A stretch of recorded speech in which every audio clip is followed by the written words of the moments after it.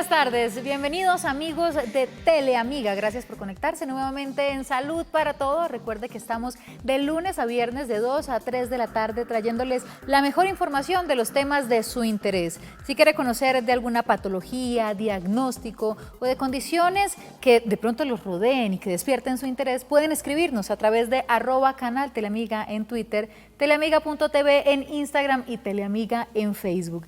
Desde ya tenemos a su disposición nuestras líneas de contacto directo, el 287-8355 y el 018-115-116, por si usted se encuentra en cualquier otro municipio o ciudad de Colombia fuera de Bogotá. El tema de esta tarde es la cirugía plástica facial. Vamos a ahondar un poco en el concepto, en los criterios que usted debe tener en cuenta antes de considerar realizarse un proceso como estos y en las características de esos profesionales que hacen estas intervenciones. De la mano del doctor Paulo Andrés Escobar, él es cirujano plástico facial y quién mejor que de la mano de este especialista para que nos profundice más en el tema de la tarde. Póngase cómodo porque como siempre vamos a traerle un video con mayor información para que profundice en el tema del día.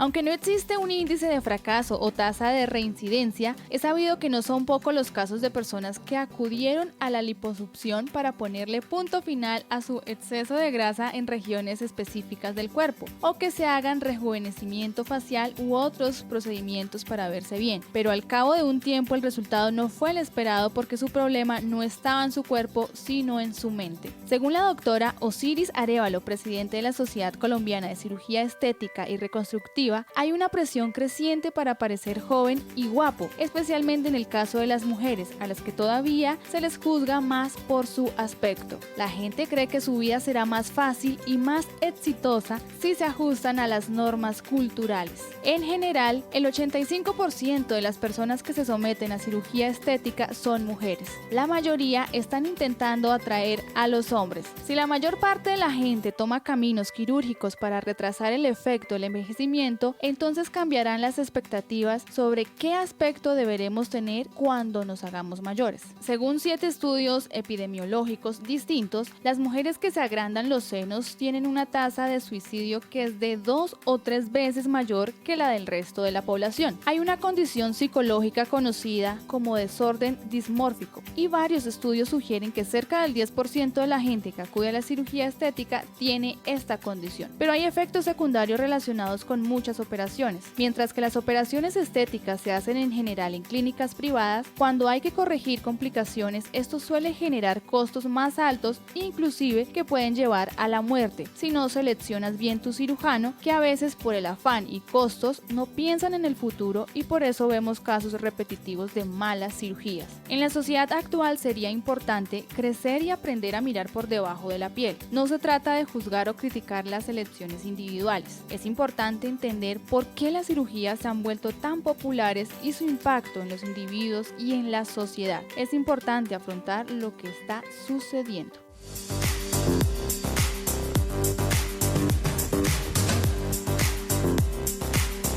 Así que tenga la agenda y el lápiz a la mano para que anote las siguientes recomendaciones, para que anote también las dudas que usted tiene y pues si quiere formularnos algunas preguntas pertinentes para el tema, usted puede hacerlo a través de nuestras redes sociales o de nuestros canales de comunicación directa. Si se acaba de conectar, no se mueva de acá porque la cirugía plástica facial es el tema de esta tarde y sé que es de su interés. No se desconecte, ya volvemos con más de Salud para Todos.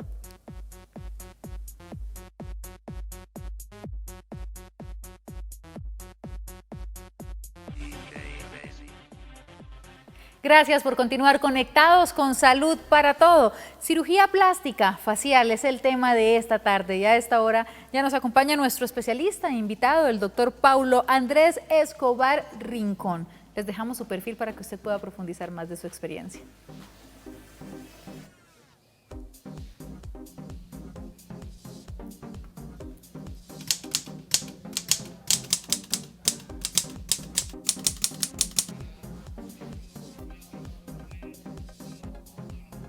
Doctor Paulo, y sin más preámbulos, bienvenido a Salud para Todos. Muchas gracias por la invitación. Vamos a hablar entonces de cirugía plástica facial y detrás de cámaras, antes de darle la bienvenida al doctor, Me reiteraba bastante Cris, recuerde, solo facial. ¿Qué diferencia hay, doctor, en el cirujano que practica todos los procedimientos y el facial? Pues un cirujano plástico facial, primero, es un médico que se ha especializado en otorrinolaringología y después hace una especialización en cirugía plástica facial.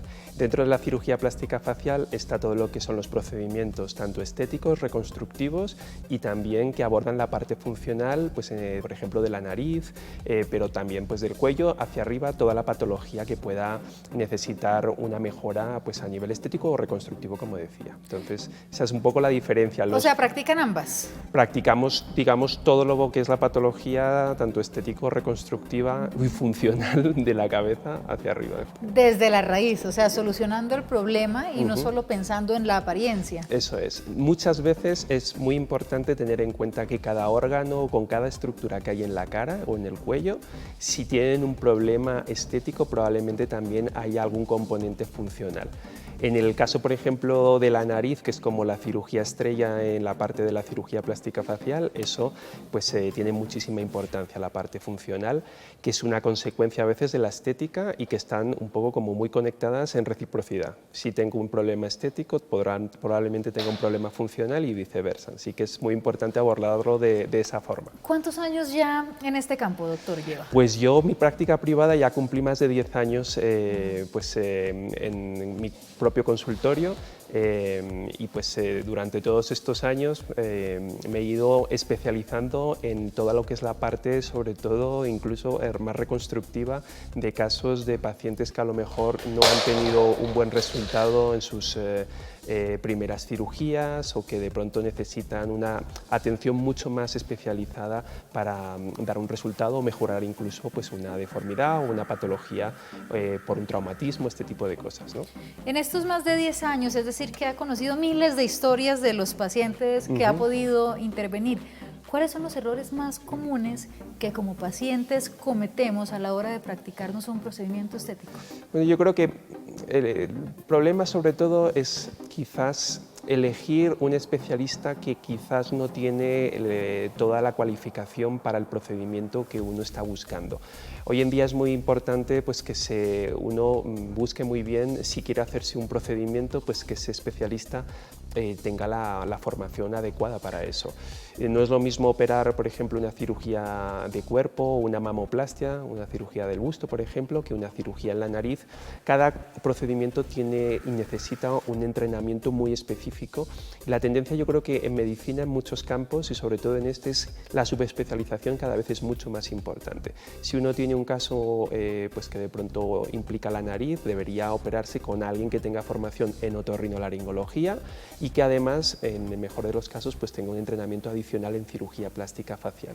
Creo que ese sería como el tip de buscar bien el especialista, tomarse su tiempo y hacer una buena selección.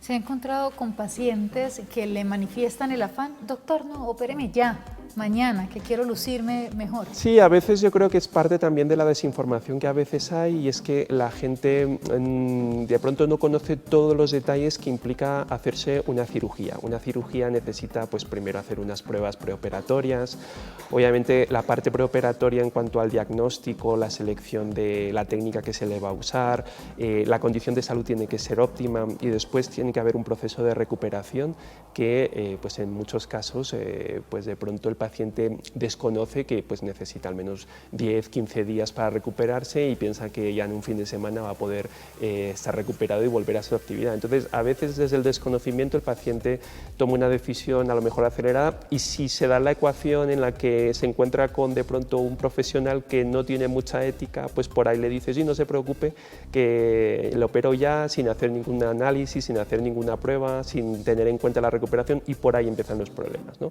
Entonces eso es muy importante tenerlo en cuenta. Denos, doctor, un top 3 de, digamos que de esas cosas imprescindibles que tenemos que tener en cuenta a la hora de tomar la decisión de operarnos. El primero, el profesional, saber elegirlo. ¿Qué más debemos tener en cuenta? Bueno, aparte del profesional, primero tener la oportunidad de tener una primera consulta con el especialista que uno ha seleccionado, que le dedique el tiempo suficiente para que le explique cuáles son las características de su caso, porque muchas veces los pacientes, yo creo que a veces desde el desconocimiento pecan y hacen un propio diagnóstico. Entonces a veces te mandan pues a mí fotos o correos, es que yo necesito esto y probablemente no lo necesitan. Entonces es muy importante que el diagnóstico lo haga el especialista, que se tome el tiempo suficiente durante esa primera consulta, que es muy importante. Muchas veces la gente piensa que una valoración son 10 minutos para que le digan cuánto cuesta la cirugía, o incluso hay gente que ya te llama y te dice, bueno, ¿cuánto cuesta esto? Pero es que es mucho más complejo. No son valores estandarizados. No, porque es que, por ejemplo, en el caso de la nariz está dividido en subunidades, que por ejemplo pues es la punta, las alas nasales, la parte interna. Entonces son pues a lo mejor 14-15 elementos que en función de eso cada paciente pues a lo mejor tiene uno que actuar sobre 10, sobre 8, sobre 7, cada paciente es totalmente diferente. Entonces si yo no tengo la oportunidad de ver, de mirar la nariz por dentro, de tocarla, de ver todas estas, por ejemplo incluso las expectativas que tiene el paciente, todo eso es muy importante que durante la primera consulta, yo en promedio me demoro a veces hasta hora y media, a veces 2 horas, porque me interesa conocer cada uno de los detalles que hacen que un paciente busque un profesional para hacerse un cambio en la cara. Y un cambio en la cara, sobre todo en el centro de la cara, tiene que planificarse muy bien y tomarse uno el tiempo suficiente. La mayoría de los errores que yo veo en un mal resultado a veces, más allá de otros factores que pueda haber, pues características del paciente o la misma evolución, muchas veces es que no se dedicó el tiempo suficiente para hacer un buen diagnóstico. Un buen diagnóstico nos da pie para elegir una buena técnica y una buena técnica nos va a dar un buen resultado. Normalmente esa es una ecuación que se debe seguir. Entonces el tiempo en esa primera consulta es fundamental.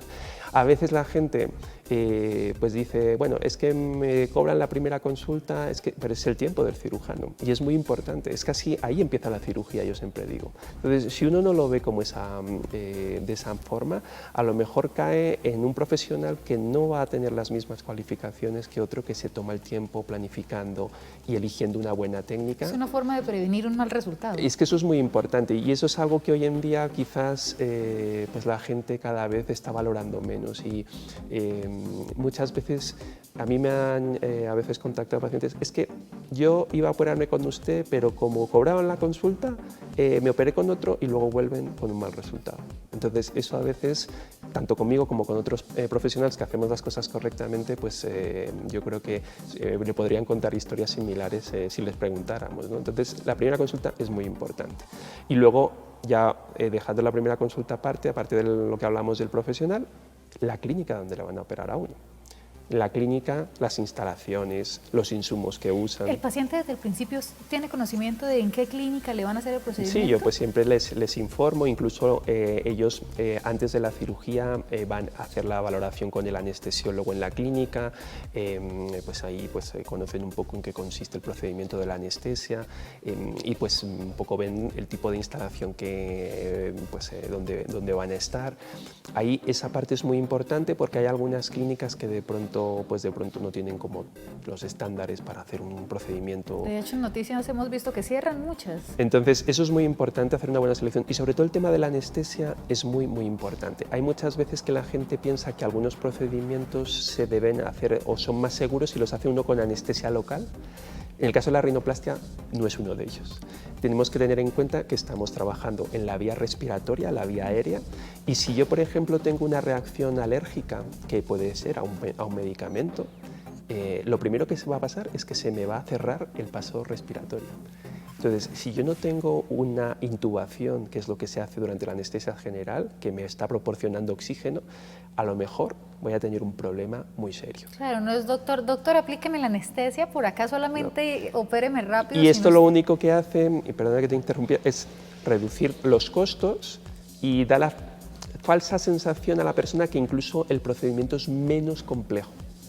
Una buena cirugía tiene que tener una buena técnica anestésica y es la clave, por ejemplo, para que uno no tenga ningún problema obviamente grave de salud, pero también para que se tenga una mejor recuperación, que no tenga casi morados, que tenga pues un proceso incluso inmediatamente después de la cirugía, tenga un buen despertar, tenga una buena recuperación y pues se puede incorporar en pocos días ya a su vida normal. Eso es uno de los factores casi más importantes. Especialista, primera consulta y la clínica, sobre todo el tema de la anestesia, creo que son los tres pilares donde se debe centrar esa primera aproximación a cualquier cirugía o procedimiento que uno quiera hacerse. ¿Qué consecuencias pueden existir si no tenemos en cuenta estos 3 puntos, estas 3 recomendaciones? Pues esto es una cadena de errores, ¿no? A veces cuando uno ve qué pasa cuando hay una mala experiencia o incluso personas que tienen a lo mejor problemas serios de salud, si uno se pone a revisar, pues quizás no se eligió la técnica correcta, no se hizo el seguimiento correcto durante el posoperatorio inmediato, no teníamos a lo mejor el personal adecuado en la clínica, no se eligió la técnica correcta, no se hizo un seguimiento correcto. Todo eso es un procedimiento que tiene que ir con un funcionamiento perfecto, una buena clínica, una buena anestesia, un buen personal, un buen seguimiento. Yo, por ejemplo, veo a los pacientes después de una cirugía de forma frecuente, cada 48, cada 72 horas en las primeras 2 semanas, porque es muy importante que uno esté viendo cómo está evolucionando el paciente. Cosas que a lo mejor en un momento dado podrían dar pie a una complicación, si uno las toma en su momento no van a complicarse. Pero a veces el paciente pues solo tiene un control cada una semana, no sé qué, y esto a la larga pues puede hacer que haya complicaciones que cuando llega incluso ya a la consulta pues ya está en una fase pues que ya a lo mejor da un problema no solo pues ya de salud, sino que afecta a lo mejor el resultado estético o la misma recuperación del proceso. Entonces es muy importante esa como vigilancia y todo ese proceso tenga que ir como muy bien, como un engranaje perfecto, ¿no? Todo tiene que estar bien seleccionado, la clínica, el especialista, la recuperación, todo, y también el paciente tiene una responsabilidad y es hacer todo lo que le diga el cirujano. Como pacientes, ¿dónde podemos validar o alguna plataforma que exista que nos acredite que efectivamente el especialista o el profesional es el apto y cuenta con los títulos que dice tener?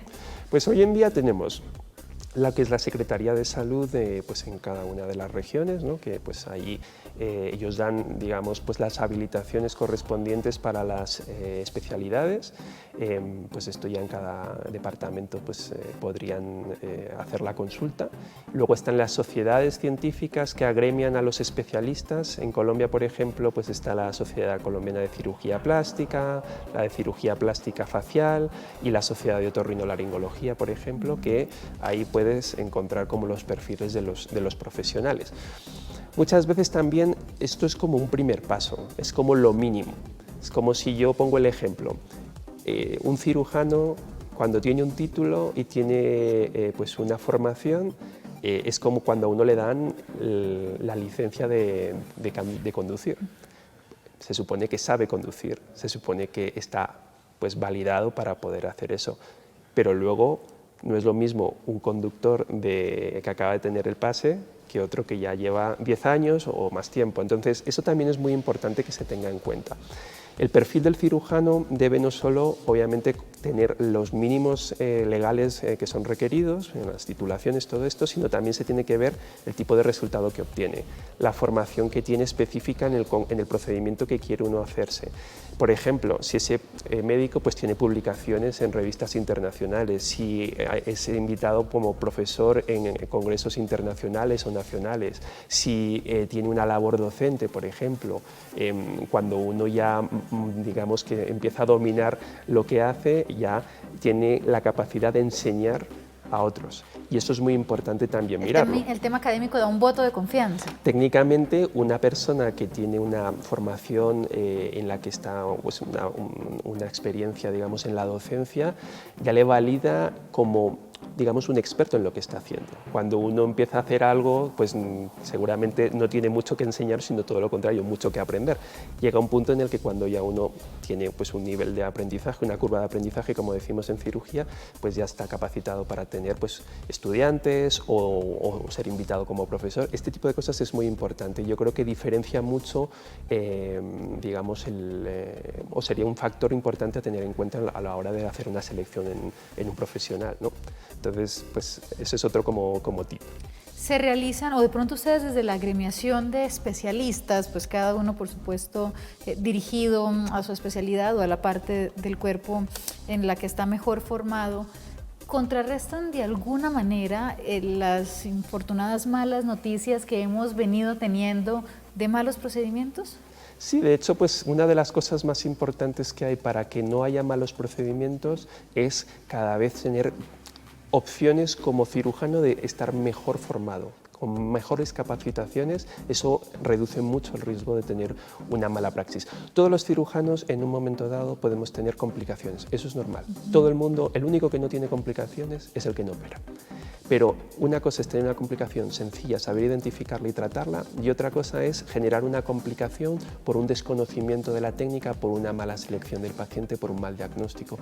Cuando un cirujano, un especialista está bien formado, cumple con su entrenamiento, pues como decíamos antes, pues en el caso mío, pues si un paciente tiene un problema funcional, pues yo tenía un entrenamiento en la parte de otorrinolaringología, luego hice una especialización en cirugía plástica facial. Entonces, todas las personas o los cirujanos que tienen un perfil parecido al mío, pues digamos que tienen unos requerimientos y unas condiciones que le van a hacer un buen candidato para hacer una cirugía. Hay gente, por ejemplo, que ni siquiera es otorrino y está haciendo rinoplastia, o que tienen una formación que a lo mejor es en el área de la cara, pero no es en el área, digamos, específica. La nariz. Por ejemplo, hay gente pues, que hace cirugías pues odontológicas, pero no tiene la formación para hacer cirugía de la nariz. O gente, por ejemplo, que a lo mejor tiene una formación muy amplia y se ha especializado más en el cuerpo y a lo mejor la nariz o la cara en concreto no tiene una curva de aprendizaje lo suficientemente amplia como para tener darle garantías al paciente. Entonces, yo creo que, como hablábamos al inicio, la subespecialización es muy importante. A esta hora de la tarde tenemos televidente en línea. ¿Con quién hablamos? Con Andrea. Andrea, bienvenida y cuéntenos qué pregunta tiene para nuestro especialista. Quería saber si existe alguna condición física que le impida a uno realizarse una cirugía plástica. ¿Alguna condición física, doctor, que a uno lo limite a practicarse una cirugía? Bueno, pues hay muchas cosas que hay que tener en cuenta antes de una cirugía. Una de ellas es que el estado de salud sea lo óptimo. A veces, pues a través de los análisis preoperatorios que uno realiza, puede darse cuenta si el paciente tiene pues, factores de coagulación que sean incorrectos. Por ejemplo, si yo me hago un corte y sangro más tiempo de lo que debería, pues a lo mejor no soy un buen candidato para una cirugía y tendría que revisar o solucionar ese problema. ¿Hay edades máximas o mínimas? Pues dependiendo un poco del estado de salud. Hay gente con 60 años que tiene una excelente salud y otros de 30 pues, que tienen una patología que a lo mejor hace que sea más complicado que incluso personas mayores, pero siempre la selección del paciente, como decía cuando empezábamos la entrevista, es muy importante para darle esa seguridad al paciente. Yo muchas veces a lo mejor he tenido pacientes que no le hemos podido operar en su momento porque no cumplía con nuestros estándares y sobre todo para no tener una complicación. En el momento que ya se solucionó eso, pues ya puede entrar al quirófano, pero eso es muy importante tenerlo en cuenta. Ustedes quédense conectados a través de Teleamiga TV con Salud para Todo y las preguntas que tenga o nos quiera formular puede escribírnosla a través de teleamiga.tv y Teleamiga en Facebook. Ya volvemos.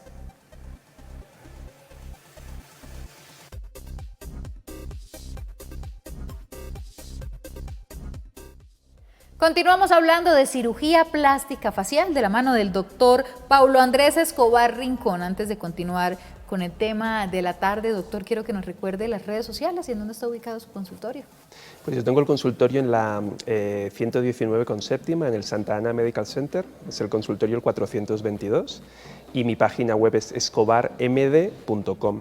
Y luego pues las redes sociales son Escobar MD en Facebook y Dr. Paulo Andrés Escobar en Instagram. ¿Doctor completo o DR? DR. DR. Paulo Andrés Escobar en Instagram aparece así, es que el Instagram es muy importante porque vemos muchas imágenes. Quería preguntarle, doctor, a propósito de tantos años de experiencia ya en este campo, ¿cuáles son los errores más comunes que usted ha encontrado cuando le llegan pacientes que ya se han realizado procedimientos anteriores? Pues yo creo que todo, sobre todo, basa en el diagnóstico. A veces se hacen procedimientos que técnicamente no están mal hechos, pero de pronto el paciente no era el ideal para esa técnica.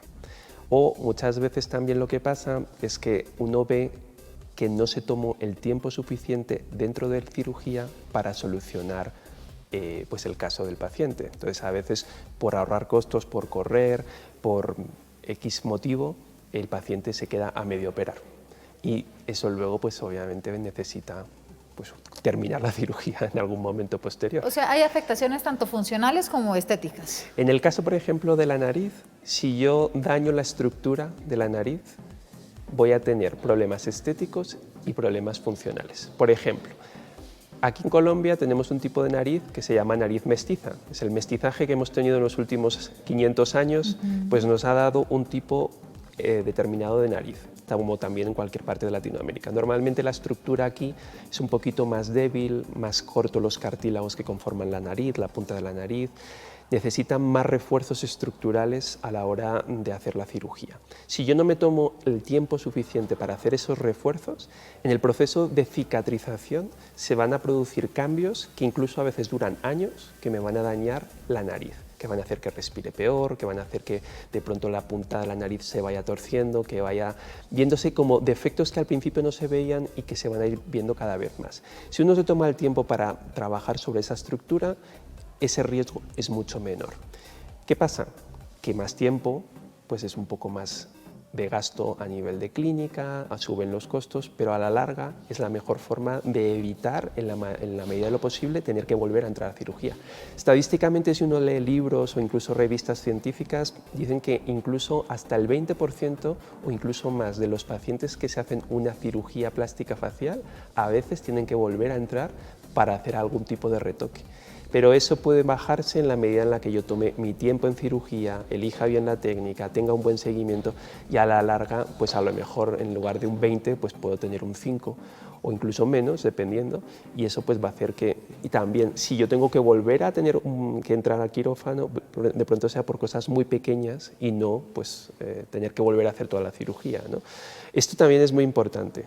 El paciente tiene que ser consciente que esto es cirugía plástica, que no es una ciencia exacta y que depende de muchos factores. Obviamente, si hacemos un buen procedimiento, los riesgos se minimizan, pero también existen opciones pues, que de pronto haya que hacer alguna pequeña corrección o que de pronto cada persona cicatriza de una forma totalmente diferente a otro, dependiendo un poco pues, de las condiciones propias de cada paciente. Entonces, eso también es muy importante. A veces venden la idea de que casi los cirujanos somos como magos, que hacemos con una varita así y ya. Y ya te dejan perfecto. Las cirugías de la cara además son complejas, técnicamente requieren una especialización muy alta y eso a veces también pues, hay que tenerlo en cuenta, no es una ciencia exacta.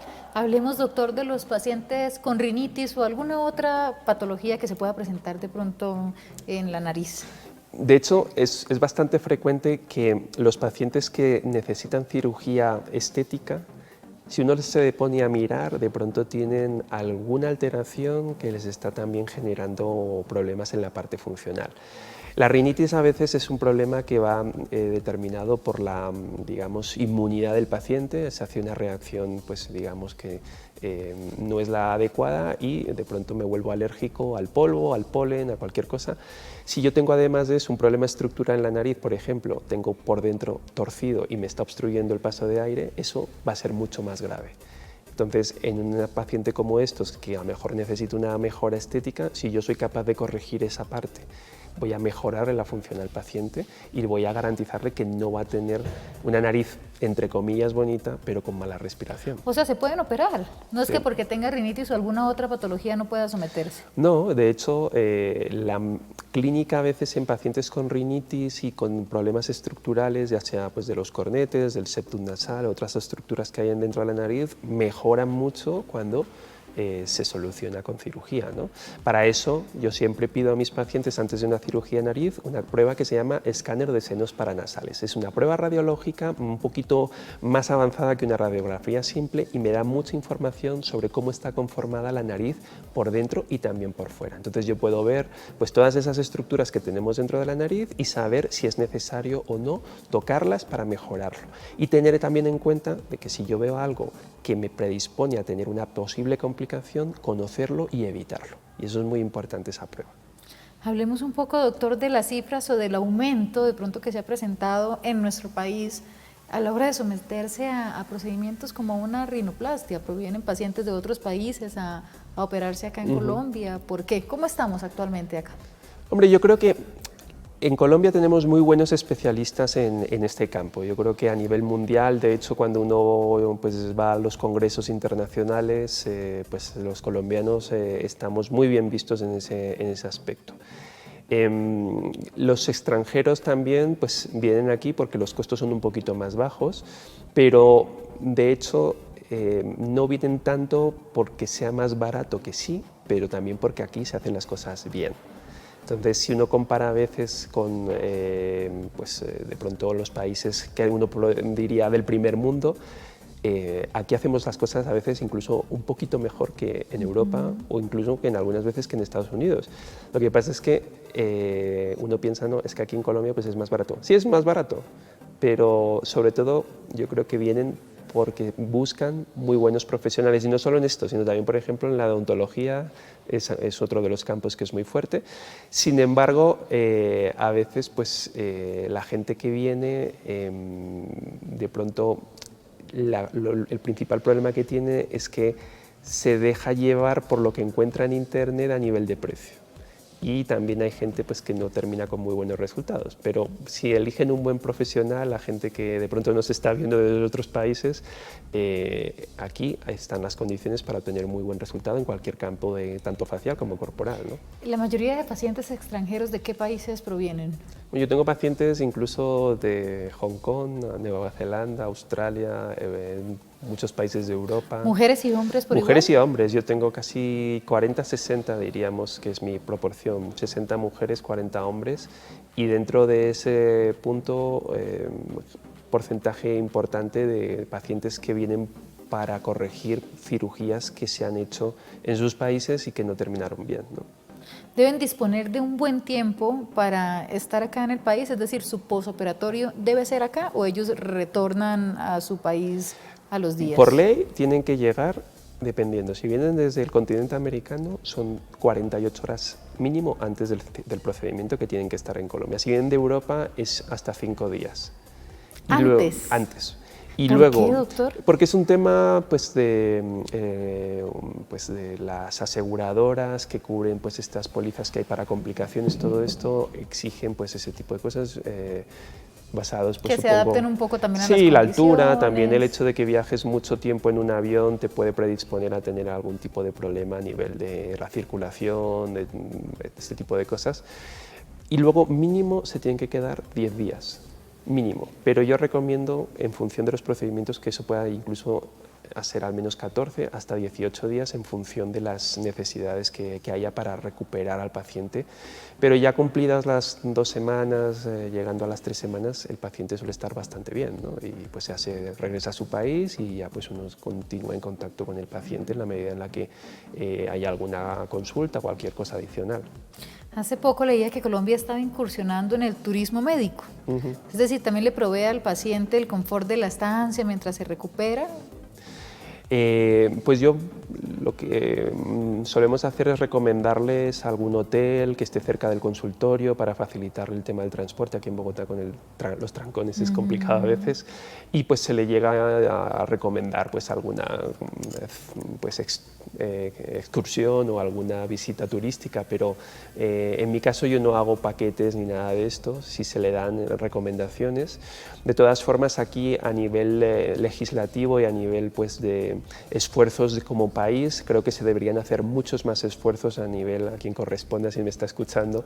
La industria del turismo médico debería ser tomada como un sector estratégico en Colombia, y muchas veces medidas, por ejemplo, como el IVA a los procedimientos estéticos o el hecho de que no haya una política que fomente el turismo médico en el extranjero, como publicitándolo y haciendo algún esfuerzo con los gremios, hace que a lo mejor pacientes elijan otros destinos, como puede ser Costa Rica o países de Centroamérica diferentes, que a lo mejor ofrecen no tan buena calidad, pero tienen unos precios más competitivos, y eso obviamente es un factor que quizás aquí en Colombia creo que no se está poniendo mucha atención, y sobre todo después del tema del IVA, eso pues yo creo que va a afectar en algún momento. Y sobre todo, aunque no es lo que estamos hablando, pero el hecho de que se haya grabado con IVA a los procedimientos quirúrgicos va a hacer que haya más informalidad y que la gente de pronto termine operándose en la gente que no declara el IVA. Y que claro, que los malos procedimientos también puedan aumentar. Entonces yo creo que ahí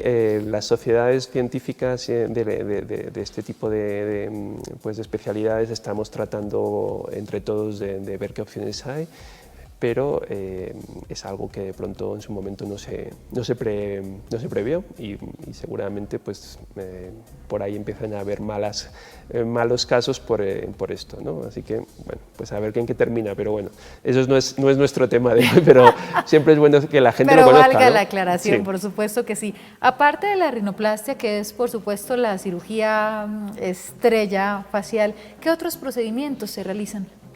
Pues otro que es muy frecuente es el tema, por ejemplo, de la cirugía de mentón. De hecho, la cirugía del mentón muchas veces va unida a la misma rinoplastia, porque a veces el paciente cree que tiene la nariz muy grande, pero no la tiene tan grande, sino que le falta mentón. Entonces es algo que sobre todo en los hombres da muy buen balance a la cara. ¿La cirugía de mentón qué es? ¿Aumento? No, en Colombia sobre todo es aumento, porque por la conformación racial en algunos pacientes el mentón no suele ser del todo bien desarrollado. Entonces en las mujeres, por ejemplo, falta de mentón da una cara un poco más cuadrada, menos femenina, y mejorarlo da pues una apariencia mucho más atractiva. En los hombres tener un buen mentón muchas veces se relaciona con pues una percepción de liderazgo en cuanto a cómo incluso en el trabajo se puede ver a esa persona. Yo tengo pues historias de pacientes que le operamos y en pocos meses consiguen un ascenso o una mejor, entre otras muchas cosas. Porque no, el tema de la autoestima, doctor, eso también. es muy importante, ¿no? El tema de la autoestima, pero también cómo te perciben los demás es muy importante, y el tema del mentón es fundamental. Luego también las orejas, sobre todo pues en gente más joven, a veces que les hacen bullying en el colegio o pues en los amigos, ¿no? Entonces esto a veces es muy frecuente. Y luego ya todo el tema de rejuvenecimiento a veces pues para mejorar el tema de los párpados o pues el cuello, en fin, y pues un campo muy amplio en todo esto, ¿no? Ustedes continúen tomando nota de todo lo que estamos hablando con el doctor Paulo Andrés Escobar Rincón, y no se desconecten, porque ya volvemos con más de Salud para Todo.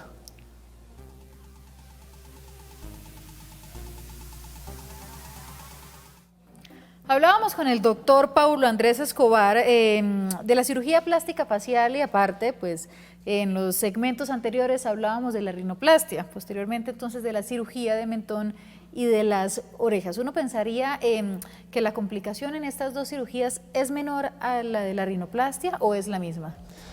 Todo procedimiento tiene posibles complicaciones. Está claro que cuando son tipos de procedimientos que son, digamos, más locales o que estructuralmente son menos complejos, los riesgos o las complicaciones son menores, o llegado el caso son más leves, pero pues si no se hace una buena selección del paciente, si se planifica mal, todo lo que hablábamos antes, pues ahí también puede haber problemas, ¿no? Pero pues sí, son normalmente cirugías con una recuperación un poquito más rápida y pues que necesitan de pronto menos de 2 semanas para una recuperación plena, ¿no? La nariz de pronto sí es un poquito más delicada. ¿Cuánto tiempo requerimos para recuperarnos de una rino? Pues mínimo son 2 semanas realmente, aunque llegando al mes es cuando ya el paciente está, digamos, en bastante buen estado. Completando los primeros 45 días ya esa reacción inflamatoria ha disminuido mucho. Sin embargo, en el siguiente año va a ver si continúan habiendo como cambios, reducción de la inflamación, muchas cosas. Entonces ahí es muy importante los controles, porque el paciente a veces de pronto no está desinflamando como debe, debería o de pronto no está cicatrizando como debería, y esos controles nos ayudan a ir dirigiendo ese proceso de recuperación, ¿no? A esta hora de la tarde tenemos a Luz Dari en la línea de salud para todo. Luz Dari, bienvenida y cuéntenos qué pregunta tiene para nuestro especialista. Ay, perfecto. Bienvenida, Luz Dari. ¿Dónde estoy llamando? Luz Dari, bienvenida a Salud para Todo. Ya puede hacer la pregunta a nuestro especialista. Perdón. Se nos fue Luz Dari. Doctor, continuemos entonces hablando detrás de cámaras. Yo aprovecho siempre que los especialistas están acá para preguntarles también y aprender un poco. Y descubrí entonces que, digamos que la cirugía de mentón requiere una prótesis o un implante para cambiar todo, nos sugería usted desde la perspectiva. Entonces no termina siendo una bichectomía, sino un procedimiento totalmente diferente. Sí, a veces, lo que hablábamos antes, a veces los pacientes, al no conocer como todos los secretos de cómo se planifica un procedimiento o hacer un buen diagnóstico, piensan que su problema es uno totalmente diferente al que es, ¿no? En el caso del implante de mentón, cuando se hace de forma correcta, incluso no quedan ni cicatrices porque se hace por vía interior, aquí en interior del labio. Y lo que yo hago es un implante totalmente a medida del paciente, teniendo en cuenta las dimensiones a nivel radiológico, se hace un estudio, entonces queda perfectamente proporcionado a la cara del paciente. De hecho, yo tengo historias a veces de incluso las mamás del paciente o la abuela ni se dan cuenta, ¿no? Pero si te veo mejor, pero no sé. Lo veo qué como es. más bonito, pero no sé. No saben. Ese es el ¿qué éxito le de una pasó? buena cirugía, cuando los pacientes en su entorno de pronto no es algo tan notorio, o sí te ven mejor pero no saben qué es lo que pasó, ¿no? Entonces esa es como la mejor crítica que le puede hacer a un cirujano, ¿no? Que me dijeron que está muy bien pero no sabían qué es. Tenemos también procedimientos en párpados que pensaríamos se lo realizan sobre todo que hombres y mujeres mayores. Digamos que a partir de los 40 suele ser más común, sobre todo la primera parte del párpado superior. En mujeres y en hombres a veces desciende un poquito el nivel de la ceja, entonces se oculta como la piel aquí por encima de las pestañas y eso da una sensación de un ojo como cansado, como si uno estuviera agotado, y pues una cirugía ahí es muy sencilla, como todo requiere un buen diagnóstico, una buena técnica, todo, pero la recuperación es bastante buena y ya luego en más edad a veces pues la parte inferior pues a veces empiezan a aparecer bolsas, más arruguitas y pues también... ¿Y cómo hacen además, doctor, para que la cicatriz sea imperceptible? Ahí la clave es hacer pues una buena incisión, suturar muy bien, que esas son las cositas que diferencian a un buen procedimiento de uno no tan bueno. Los buenos cirujanos normalmente pues toman su tiempo para suturar bien y pues que la cicatrización sea la correcta. Si un paciente queda con una cicatriz poco estética en la cara después de un procedimiento de estos, probablemente es que no se hizo pues, la sutura o la planificación de la mejor manera, ¿no? Que eso pues, a veces puede pasar, ¿no? Tenemos desde Medellín a Margarita. Margarita, bienvenida. Buenas, ¿cómo están? Muchas gracias. Muy bien, cuéntenos, Margarita, ¿qué pregunta tiene para el doctor? Sí, la pregunta es esta. Mire, los especialistas se tienen que adaptar a lo que el medio esté pidiendo. A lo que el medio está pidiendo anteriormente, los especialistas, un especialista para partos, se especializaba en mujeres que tenían los hijos a los 20, a los 30. Hoy en día los obstetras se tienen que adaptar a que las mujeres tienen hijos a los 40, entonces se adapta a todos los procedimientos y todo para mujeres de 40. Hoy en día, hablando de cirugía estética específicamente de piel, hoy en día las mujeres con tantas ayuditas que tenemos, ayuditas como el botox, una cosa, otra, que vamos al gimnasio, que nos arreglamos, queremos, aplazamos la cirugía porque no la necesitamos muchas veces. O sea, después de los 50, entonces hablaba el doctor que hay más problemas, porque entonces ya se presentan problemas normales de la edad, como por ejemplo la presión alta y muchas cosas después de los 50. Entonces, en esto mi pregunta es, O sea, ¿qué empiezan a hacer los especialistas en este caso? Mirar a las personas como posibles clientes, como posibles mujeres cincuentonas. ¿Ustedes qué dicen? Le puedo entender un poco, Margarita, pero voy a pedirle a nuestros amigos del máster que nos repitan la pregunta, o el doctor la logró entender bien. No, yo no puedo. ¿No lo entendieron en el máster? Entonces, eso, ustedes tengan a Margarita en el interno, me expresan la pregunta en segundos para que el doctor pueda continuar explicándome precisamente los tiempos de la recuperación y la clave de que blefaroplastia es este procedimiento. ¿Nos colgó Margarita? Nos puede volver a llamar al 287-8355 porque la sentí muy animada y muy entusiasmada con la formulación de su pregunta. Entonces, doctor, sabemos que la tecnología puede ayudar a que también sea más imperceptible a la hora de tener los resultados finales de una cirugía plástica. Sin embargo, a nivel personal he visto cicatrices tremendamente mal hechas en los párpados que son muy notorias. Yo creo que muchas veces hay dos factores. La técnica de sutura, donde se emplaza la incisión. Si, por ejemplo, queda tensión entre los bordes de la incisión, a veces pueden generar cicatrices más notorias. Hay componentes en el paciente, en cuanto al tipo de piel, como el historial clínico, que pueden hacer que la cicatrización no sea la adecuada.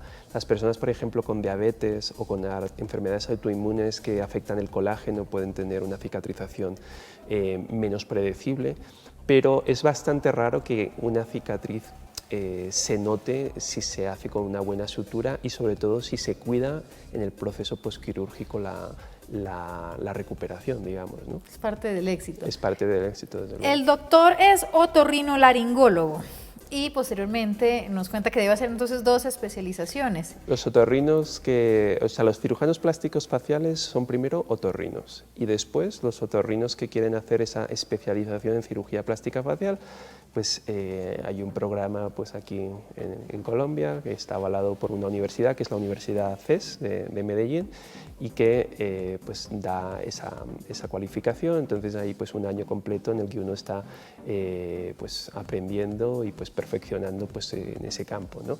Y luego obviamente pues uno sigue estudiando y sigue perfeccionando, y hay muchas cosas pues que los médicos siempre se dice que no paran nunca de estudiar, y es cierto. O sea, tiene uno que estar actualizado, y a medida que uno va teniendo más pacientes, también tiene que ser muy crítico con lo que va obteniendo y ver cómo puedo hacer para que me mejore mi resultado, ¿no? ¿Sigue funcionando usted, doctor, como otorrino en su consultorio o solamente como cirujano plástico? Pues yo la verdad es 100% cirugía plástica facial, ¿no? Tenemos ya la pregunta de Margarita. ¿Cómo es, Vivi? Doctor, que si las cirugías después de los 50 años son más complicadas. Pues digamos que ahí lo podríamos enfocar desde el punto de vista del estado de salud del paciente. Digamos que cuanto más edad tiene uno, pues es más normal que uno tenga pues ya problemas de hipertensión, problemas de salud, y eso hace pues que uno tenga que tener un estado de salud muy óptimo y hacer una muy buena selección del paciente. Si a mí me viene un paciente que es hipertenso, diabético, que tiene unas condiciones de salud que yo sé que no me va a tener intraquirúrgicamente la 100% de mínimos requerimientos para que no vaya a tener una complicación, yo como cirujano debo decirle, mire, usted tiene esta condición, se debe solucionar, y en el caso de que no se pueda, pues no se puede operar, ¿no? No todo el mundo es candidato para operarse. Además, esto es una cirugía pues que no es de vida o muerte, finalmente es algo electivo. Y pues si yo no cumplo con esas condiciones mínimas, pues de pronto es mejor no hacerlo que meterse en un problema como paciente, porque me aumentan las posibilidades de tener un mal resultado.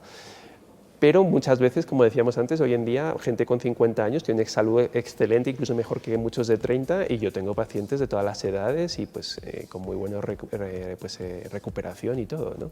Digamos que es muy relativo. ¿Cuáles son los exámenes que previamente se deben hacer siempre antes de que alguien se someta a un procedimiento como estos? Pues en general hacer un buen estudio del paciente implica hacer unos análisis de sangre muy completos, sobre todo para ver la coagulación sanguínea, pues que no tenga ningún tipo de infección en ese momento, que pues, tenga pues, buena cantidad de glóbulos rojos, que no tenga ningún tipo de deficiencia. Luego hacer pues, una valoración con un cardiólogo es muy importante para ver que pues, no tenga ningún tipo de problema en ese aspecto. La valoración con el anestesiólogo es muy importante. Ahí el anestesiólogo puede decir, bueno, este paciente tiene riesgo o no tiene riesgo. Personas jóvenes, realmente el riesgo anestésico es muy bajo. Personas pues, que a lo mejor ya tienen una patología de base, digamos que no es una contraindicación, pero sí en algunos casos es necesario hacer algún ajuste o tener en cuenta pues, eso. Y luego pues, tener sobre todo muy claro que si voy a hacer una cirugía de nariz, de pronto es bueno hacer un escáner de senos paranasales para ver bien toda esa conformación a nivel interno, ¿no? Doctor Paulo, se nos acabó el tiempo y yo creo que nos faltarían muchos minutos más para poder sobre todo enviar el mensaje claro, que es saber elegir muy bien al especialista, al lugar y validar que todo, digamos que a la hora de hacernos un procedimiento estético tengamos claras recomendaciones que previamente el doctor nos dio. Recuérdenos redes sociales y dirección del consultorio. Estamos en la calle 119, número 714, en el Santa Ana Medical Center en Bogotá. Y nos pueden encontrar en escobarmd.com y en Facebook también en escobarmd. Pues ahí pueden encontrar acceso a todas las redes sociales, demás y todo. Doctor, muchas gracias por acompañarnos. Muchísimas gracias. Y a ustedes, como siempre, por cumplir esa cita acá todos los días, de lunes a viernes, de 2 a 3 de la tarde en la señal, por supuesto, de Teleamiga TV. Recuerde que si quiere sugerirnos algún tema puede hacerlo a través de nuestras redes sociales, Teleamiga en Facebook, Teleamiga TV en Instagram y canal Teleamiga en Twitter. Nos vemos mañana con un nuevo tema y con un nuevo especialista. Chao, chao.